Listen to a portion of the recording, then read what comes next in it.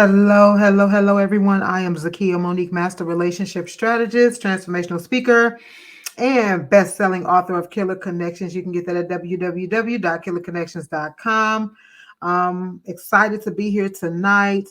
Tonight, I want to talk to you, or today, maybe today, I want to talk to you about aura, A-U-R-A, aura, and how do you know when your aura or your energy needs healing? But before we get into that, make sure you subscribe and hit that notification bell so that you don't miss a thing. This is just part one, so you definitely don't want to miss part two.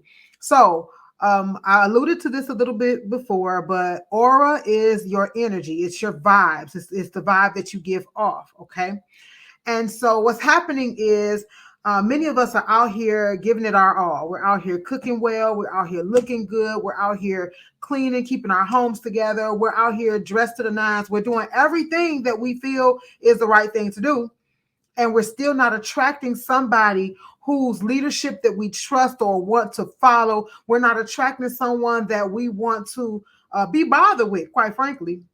And so oftentimes we're like, well, what is it? Is it something on my forehead? Like, what is it? Why is it that I can't attract, entertain, keep a man, maintain a relationship? And sometimes, it's not all the times, but sometimes it is because your aura is speaking for you, and it is saying that you're taking it. And so that's what we want to come and talk about today. And I want to talk to you and give you some points as to how you know when your aura is saying that you're taken. And then we'll talk in the next video about how to change that. Okay. So here's the thing that we have to understand, that a man is going to pay attention to your aura. Even when your words say one thing, he's going to pay attention to your aura because it protects him. Okay. Why? Because we're good at saying what we feel like somebody wants to hear, especially if we like them. Okay. If we like them, we go, oh, no, my ex and I, no. We're going to say whatever it is because we like him. Okay. But he's going to pay attention to your aura. He's going to pay attention to, yeah, but something's off. Okay. And so here's how you will know that your aura needs healing. These are 5 points. Point number 1, he still has full access to you. And when I say he, I am not talking about the new guy. Okay. My audience is predominantly women, but if you're a guy that's watching this, then change it to she. Okay. Because y'all go through this too. So one of the ways that one of the main ways that you know that your aura is saying that she's taken is because, number 1, he still has full access to you. Whether it is you sleeping and creeping with him, whether you still answering those phone calls and text messages as if y'all still together, whether you still cooking his meals, whether you still his comforter and his confidant, whether you still in his family functions, whether you still his safe place and his safe haven, he still has your heart. So there is no room for anyone else. I remember hearing Steve Harvey talk about a car. Okay. And you may have heard him talk about this, but it really stuck with me. He said that he kept talking about this new car that he wanted, but his old car was outside on bricks. And he said every time he told his mother about this new car, she kept mentioning the old car. She kept saying, but that old car is out there. And finally, after so many days, he got frustrated. He said, why she keep talking about this old car every time I mention a new car? And finally, she told him, if you're really going to get a new car, I'll know it by when you move that one. See, here's the thing. We got to understand that until you get rid of the old, you won't have a place for the new. And preparation and faith says, I will release in order to receive. Sometimes we don't want to release first. We want to receive first, and then we'll release. But that's not how God works. Faith without works is dead. So sometimes in preparation, in faith, we release and say, God, I trust that you have something better for me. I trust that if I release this, you give more than what I could ever ask or think. But we don't want to do that. We don't want to do that. God is not the author of confusion. He ain't finna send you 2, 3, 4 folks and let you decide. No. Okay, no. And I thank God that he's not the author of confusion, okay? We got enough confusion in this world. So at the end of the day, releasing is an act of faith. And the funny thing is that oftentimes in these situations, he has full access to you, but you don't have full access to him. Let's tell the truth and shame the devil. He has full access to you, but you do not have full access to him. It's vice versa. It's not just guys all the time. Sometimes we do it too. We leave them, but we still go back. We ain't got no intentions on being with them, but we use them to stroke our ego.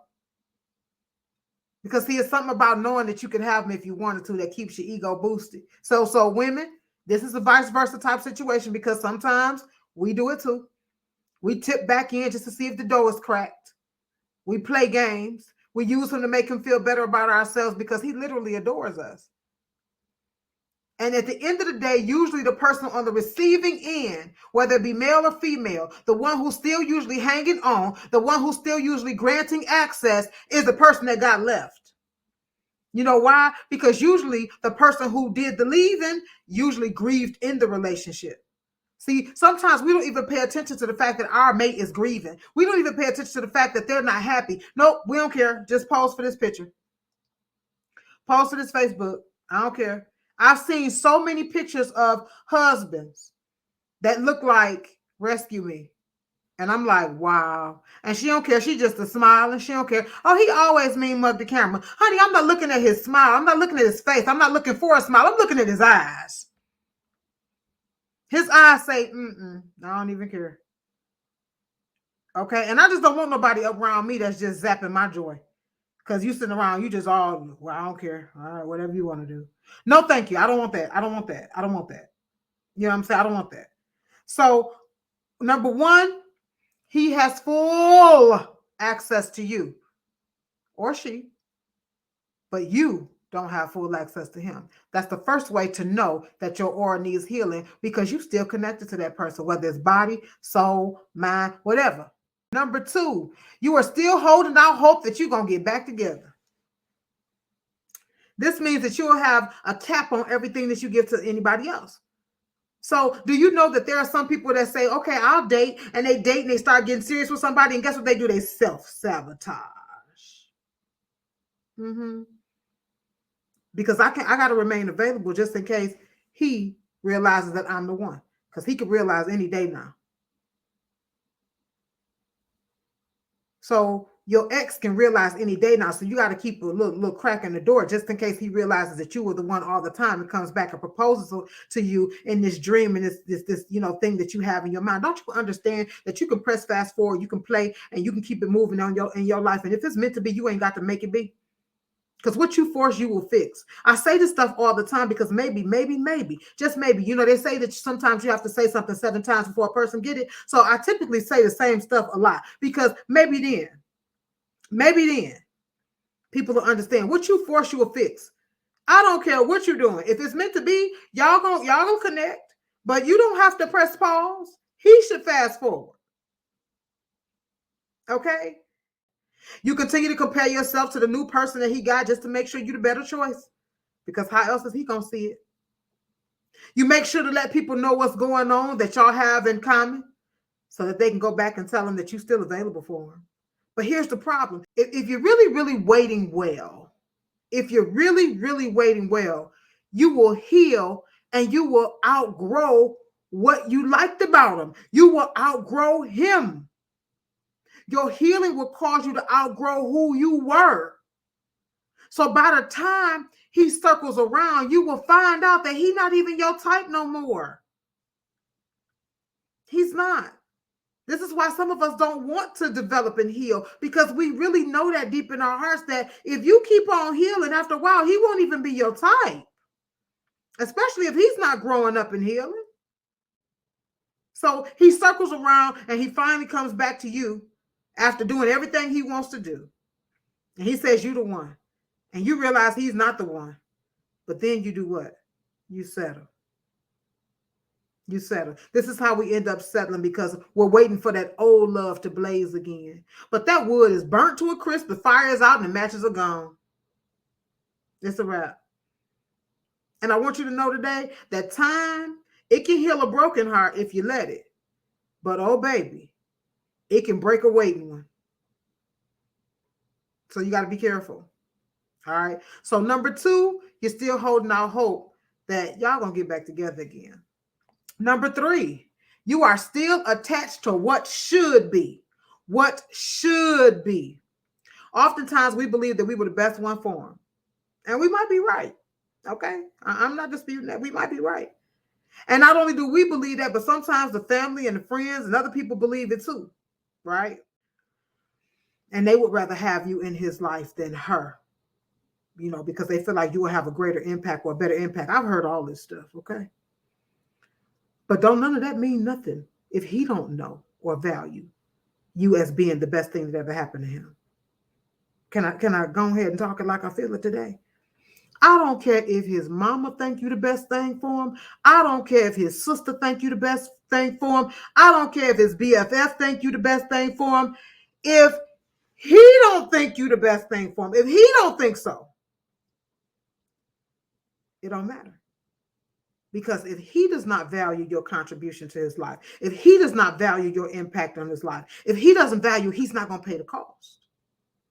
Remember, cost and value are two different things. You set the cost for being in a relationship with you, but he has to assess the value to decide whether he wants to pay that cost or not. And some of us are sitting up gloating because of the value assessed by his family and by his friends and in your mind, but at the end of the day, he don't see it.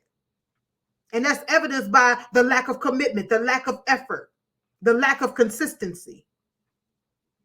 And so at the end of the day, you still talking about what should be because you're the best thing that ever happened to him. And he's saying, but I don't see it that way. I don't see it that way. Instead of seeing you as challenging and pushing him forward, he sees you as competition. Happens all the time. And see, at the end of the day, I want you to stop and think about something. Does that mean you should be with him though? Did he positively impact your life? Is he the same person that you love? Because sometimes we got a habit of falling for that person that was 16. And now y'all 25. He's a totally different person, and so are you. But we still talking about that old love. We want to get that old thing back. But that old thing gone. And he's not that person anymore, neither are you.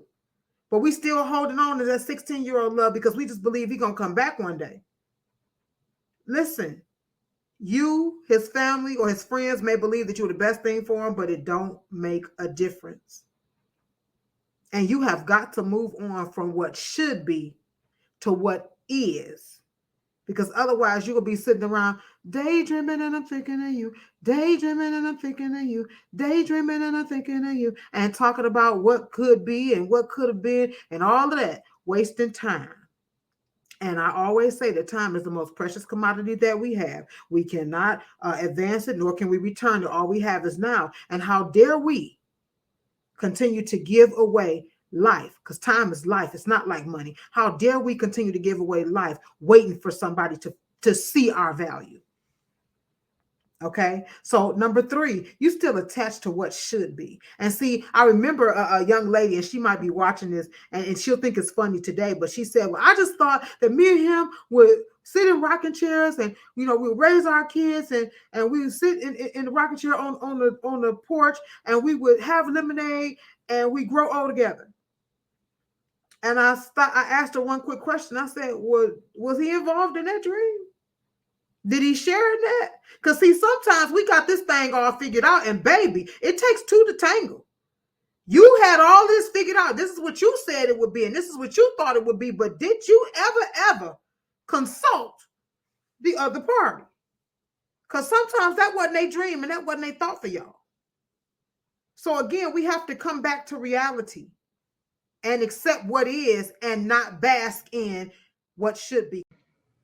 I certainly hope you enjoyed this content, but don't forget to like, share, subscribe, comment, and don't forget to hit that notification bell so that you don't miss a thing. I want you to have a great day. You already know how, on purpose. God bless you and see you in the next video.